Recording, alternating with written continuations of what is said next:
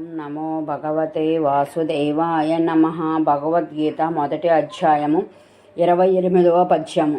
దుష్ట్వేమం స్వజనం కృష్ణ యుయుత్సుం సముపస్థితం సిదంతి మమ గాత్రాణి ముఖంచ పరిశుష్యతి.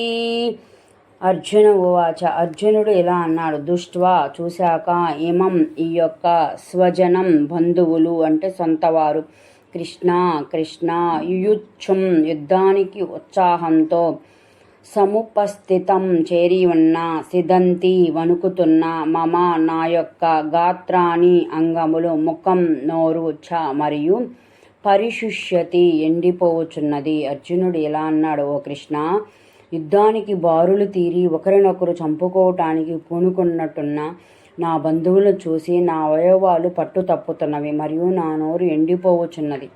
వాత్సల్యం అనేది ప్రాకృతికమైనది అయి ఉండవచ్చు లేదా ఆధ్యాత్మికమైనది అయి ఉండవచ్చు. బంధువుల పట్ల అనురాగము అనేది మనము ఈ శరీరమే అన్న భావన వలన వచ్చే భౌతిక ఉద్వేగము.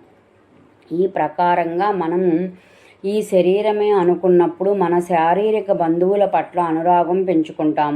ఇలాంటి అనురాగము అజ్ఞానం వల్ల కలుగుతుంది మరియు ఇది మనిషిని మరింత భౌతికవాద స్పృహలోనికి నెట్టివేస్తుంది. అంతిమంగా ఆ అనురాగము వేదనతో ముగుస్తుంది. ఎందుకంటే శరీరం అంతమైనప్పుడు కుటుంబ బంధాలు కూడా అంతమవుతాయి. మరోవైపు పరమేశ్వరుడైన భగవంతుడు మన ఆత్మకి తండ్రి, తల్లి, స్నేహితుడు, యజమాని మరియు సఖుడు. కాబట్టి ఆ భగవంతునితో సంబంధము ఆత్మదృష్ట్యా ఆధ్యాత్మికమైన భావన. ఇది ఆత్మశక్తిని ఉద్ధరించి బుద్ధిని ప్రకాశింపచేస్తుంది. భగవత్ ప్రేమ ఒక సముద్రం వంటిది. అన్నీ అందులో ఇమిడి ఉంటాయి. కానీ శారీరక సంబంధికులపై ప్రేమ సంకుచితమైనది మరియు తారతమ్యమును చూపేది. ఇక్కడ అర్జునుడు భౌతిక అనుభూతిని చెందుతున్నాడు. ఇది అతన్ని నిరాశా సముద్రంలో ముంచివేస్తూ తన కర్తవ్యాన్ని నిర్వర్తించటానికి కూడా భయపడేట్లు చేస్తుంది.